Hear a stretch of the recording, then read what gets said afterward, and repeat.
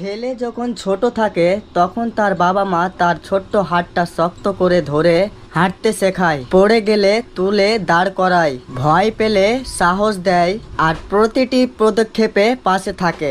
সময় থেমে থাকে না।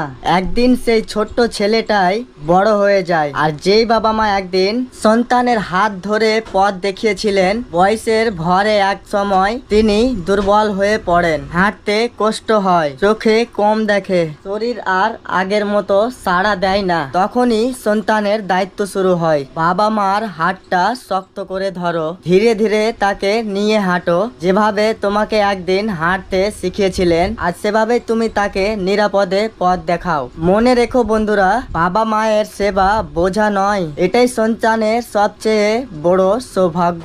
কারণ পৃথিবীতে অনেক কিছু ফিরে পাওয়া যায়, কিন্তু মা বাবাকে দ্বিতীয়বার কোনোদিনও ফিরে পাওয়া যায় না। যতদিন তারা বেঁচে আছে ততদিন তাদের সেবা করুন, ভালোবাসুন, সম্মান করুন। তো এটা ভিডিওটা দেখে আমার এই কিছু কথা মনে হয়ে গেল, ওই জন্য আজকে আপনাদের সঙ্গে বা তোমাদের সঙ্গে শেয়ার করছি। তো ভিডিওটি যদি ভালো লেগে থাকে তো অবশ্যই শেয়ার করে পাশে থাকবে। ভালো থাকবেন সবাই, সুস্থ থাকবেন। আসসালামু আলাইকুম।